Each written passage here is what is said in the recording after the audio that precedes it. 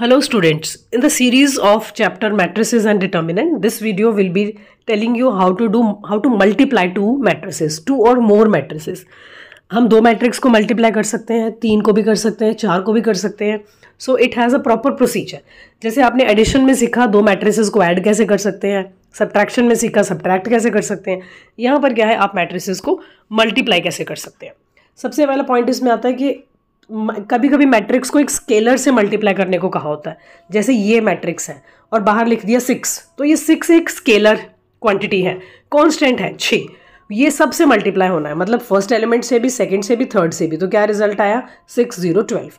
तो जब भी आपको एक एलिमेंट मैट्रिक्स के बाहर लिखा हुआ दिखेगा, इट कैन बी 5 4 3 2, समटाइम्स ये फ्रैक्शंस में भी होता है. जैसे अगर यहाँ लिखा होता है 2/5, तो 2/5 को अगर 1 से करते तो वो 2/5 आता, सेकंड 0 आता, थर्ड आता 4/5. तो इस तरह से आपको फ्रैक्शंस भी दिए हो सकते हैं. सो ये एक कांस्टेंट है और कांस्टेंट जो है आपका कोई कुछ भी हो सकता है, but this quantity has to be multiplied with each and every element. तो ये हो गया मल्टीप्लिकेशन बाय स्केलर क्वांटिटी. उसके बाद अब दो मैट्रिसेस को जब भी आपने मल्टीप्लाई करना है तो इसके लिए एक प्रोसेस है that you have to understand. ठीक है, उसके लिए आपको कुछ चीज़ें पहले चेक करनी पड़ेंगी, उसके बाद ही आप मल्टीप्लिकेशन अप्लाई कर सकते हैं. जैसे आपने एडिशन और सब्ट्रैक्शन में देखा था, दोनों मैट्रिसेस जिसको आप ऐड कर रहे हैं या सब्ट्रैक्ट कर रहे हैं उनके साइज सेम होनी चाहिए. साइज सेम नहीं है तो नहीं कर सकते आप ऐड माइनस. इसी तरह से मल्टीप्लिकेशन में भी कुछ कंडीशंस हैं कि number of columns in the first matrix should be equal to number of rows in the second matrix. अब ये सब क्या है, let us see with the help of one practical example. ये एग्जाम्पल है जिसमें आपको ए और बी दो मैट्रिसेस गिवन है. अब इसका मल्टीप्लिकेशन कैसे करेंगे. सबसे पहले जब भी आपने मल्टीप्लिकेशन स्टार्ट करना है, first thing you have to check certain things. Size of matrix check करेंगे. इसमें आपको दिख रहा है 3 रोज हैं, 3 ही कॉलम्स हैं, तो इसका साइज है 3/3. नहीं है, डिफरेंट है. सो इसके 3 रोज हैं और इसके 2 कॉलम्स हैं. तो अब मल्टीप्लिकेशन कब से होगा, जब हमने एडिशन एंड सब्ट्रैक्शन किया तब हमने देखा था दोनों मैट्रिसेस का साइज जो साइज है वो सेम होना चाहिए, but it is not there in this case. यहां पर दो मैट्रिसेस में क्या चेक करेंगे, number of columns in first matrix should be equal to number of rows in the second matrix. ये ए है, ये बी है. जिस ऑर्डर में आपने इनको लिखा होगा तो उस ऑर्डर में आपने चेक करना है number of rows in first matrix. First कुछ भी हो सकती है, ए भी हो सकता है, बी भी हो सकता है.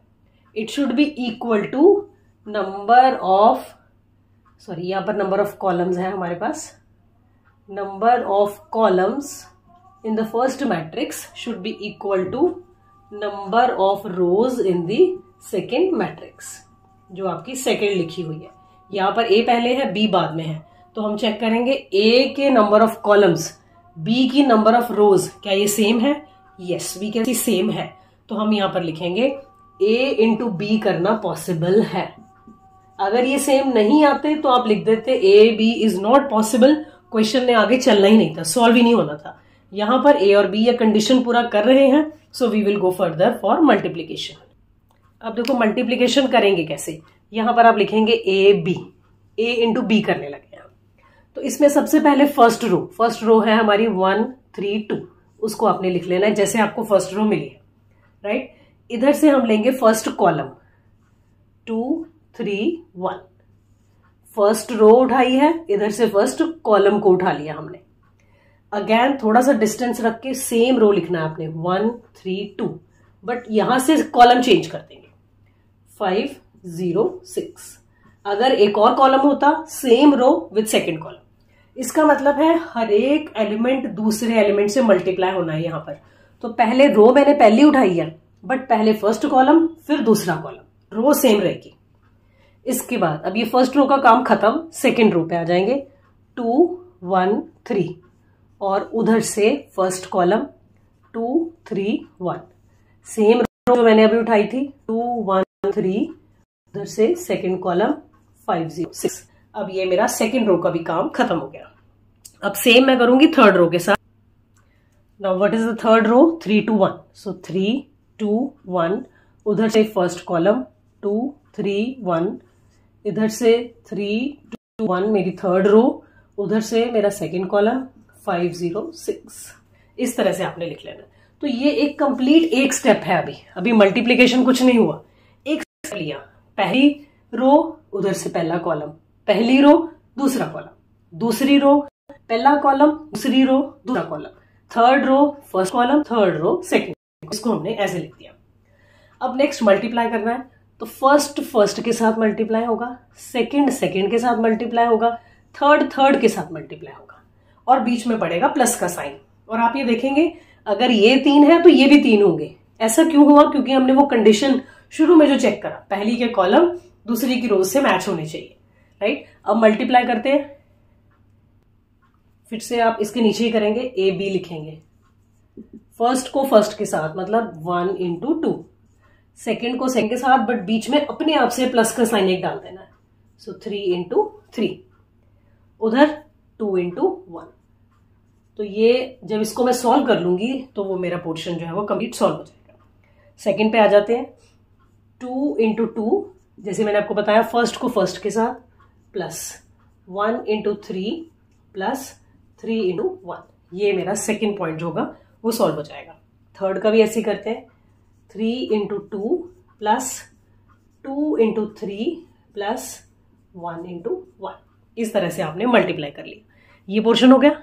अब इसको भी सेम तरीके से करेंगे, फर्स्ट को फर्स्ट के साथ, सेकंड को सेकंड के साथ, थर्ड को थर्ड के साथ, तो बीच में स्पेस छोड़ेंगे जैसे मैट्रिक्स के हर एक एलिमेंट में होता है।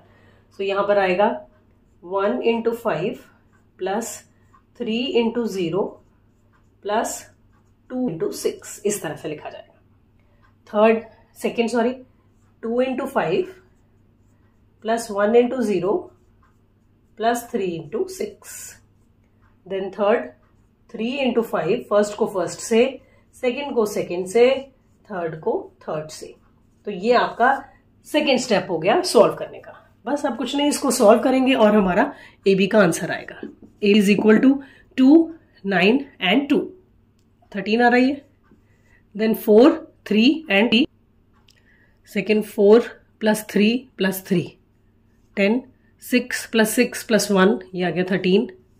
इसी तरह राइट साइड 5 प्लस 0 प्लस 12, ये आ गया 17, 10 प्लस 0 प्लस 18, 28, 15 प्लस 0 प्लस 6, ये आ जाएगा आपका 21। बस ये हमारा आंसर हो गया। Okay, so this is how you will do the multiplication. अब मल्टीप्लीकेशन में ये तो आपने सिंपल प्रोसीजर सीख लिया।